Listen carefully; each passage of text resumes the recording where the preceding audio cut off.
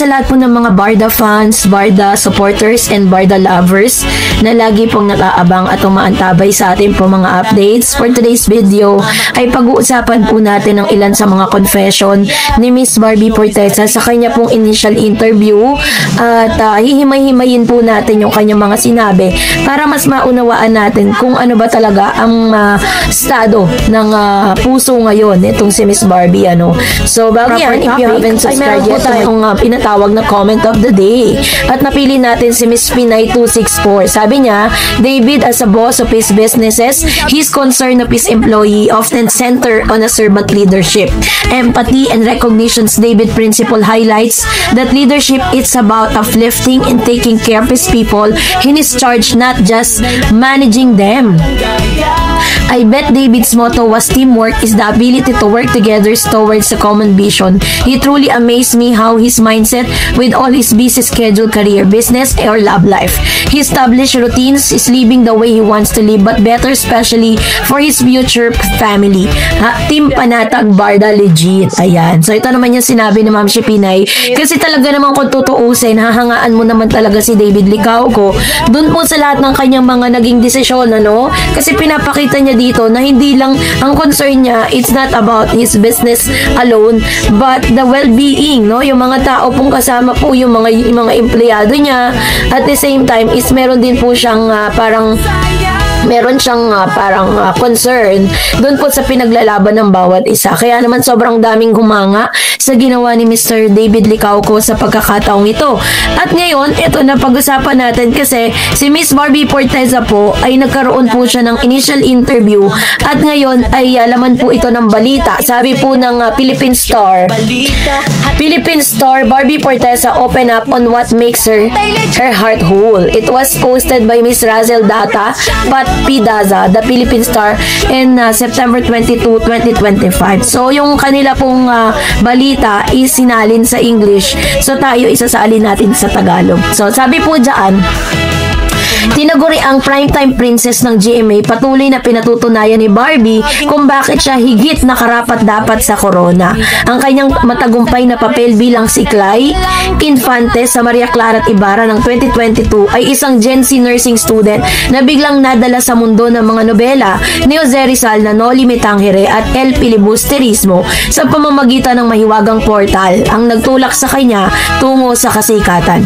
Mula noon, sunod-sunod na ang kanyang mga projects na naging matagumpay kabilang ang Pulang Araw, Maging Sino Ka Man at ang kasalukuyang Beauty Empire. Ngayon, inilabas ni Barbie ang kanyang kapangyarihan bilang isang bituin sa pandaigdigang entablado na siyang tampok sa Netflix comedy drama na Kontrabida Academy, kung saan nakasama niya ang ilan sa mga pinaka-iconic na kontrabida sa industriya. So, maliit man sa taas na 5 talampakan, si Barbie ay kinikilala bilang isa sa mga tunay na higante ng primetime roster ng GMA. So, tinuturing na po yan si Miss Barbie Forteza as one of the big star ng GMA, Kaya naman talagang very proud at sasabihin niya, totoo talaga yung sinasabi niya that Miss Barbie Forteza is whole. Buong-buo na siya kasi she's been recognized as a big star ng GMA, So, kasalukuyan, nakapanayam namin laging nakasandig sa lupa ang aktres upang pag-usapan ng kanyang sining bagong kasanayan na natutunan ang pagiging buo ng kanyang puso at kung ano ang tunay na nagpapatuloy sa kanya.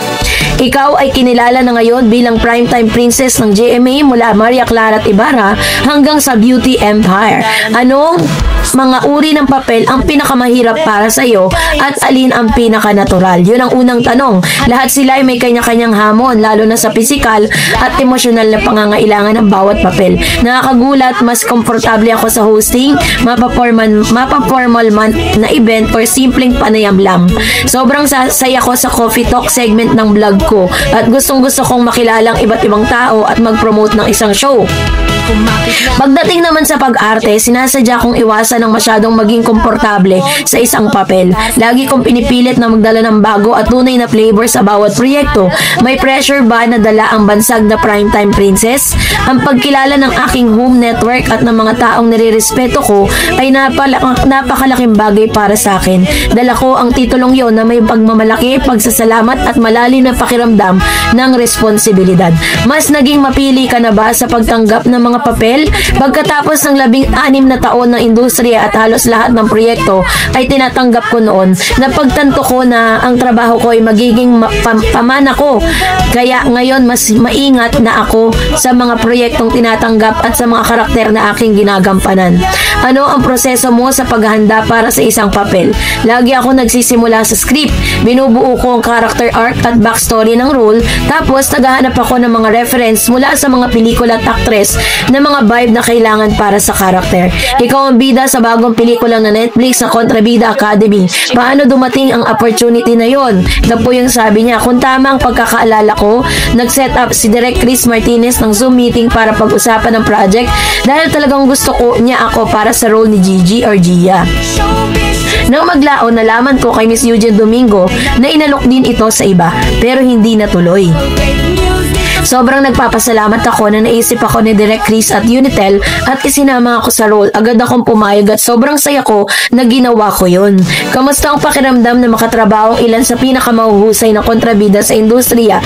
May isang araw na shooting na lahat ng kontrabida icon ay nandoon at nagme-message ako sa ate Abby ko. Sabi ko, Bessie, I think I made it, at mapapalibutan ng mga artistang matagal ko nang hinahangaan, mga master ng kanilang sining, at makikilala sila ng personal sa isang surreal na karanasan.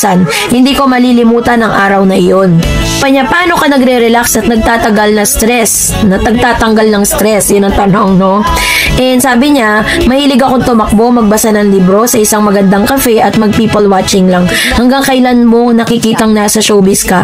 Hanggang sa mawala ang apoy sa loob ko. Pumasok ka na ba sa negosyo bukod sa pag-arte? Matagal ko ng pangarap na magkaroon ng sarili kong maliit na cafe. Sana hindi lang manatiling pangarap yon. Huling dalawang tanong, kumusta ang dalawang kalagayan ng puso mo ngayon? May dinidate o manliligaw? Lagi namang buo ang puso ko. Palagi kong mahal ang trabaho ko, inspirasyon ko ang aking pamilya, at sinisiguro do kong nasa-spoil ko ang sarili ko. Sa totoo lang, wala na akong mahihiling pa. So, yung tanong na tinanong po siya patungkol sa estado ng kanyang puso or kalagayan ng kanyang puso at kung meron ba siyang dinidate, ang sabi niya is ang inspirasyon niya ngayon is yung kanyang pamilya at ang kanyang trabaho. So, ibig sabihin, wala po siyang inamin dito na si Jameson Blake ang nagpapasaya sa kanya. No? Tulad ng kiniklaim ng ilan. Kahit nakikita natin na may mga sightings sa magkasama sila, maaring yun po ay part pa rin ng kanilang promotion, at the same time, parte po yun ng kanilang friendship. No? Huwag natin masyadong madaliin. Kung si Jameson Blake nga, pag tinatanong po siya kung kamusta yung puso niya with Miss, ito po kay Miss Barbie Fortesa, ang sabi niya, close lang po sila. Wala pa pong pag-amin na nagaganap, no? So, wag natin madaliin yun, guys. Kaya naman, still panatag pa rin po tayo, whatever it takes. Ano man ang mangyari, ano man ang mga lumabas na balita, mananatili pa rin tayong barda matatag. And that's it for today. For more videos and updates, please don't forget to like and subscribe. And please don't forget to follow my Facebook page, Dar Eds TV. God bless everyone.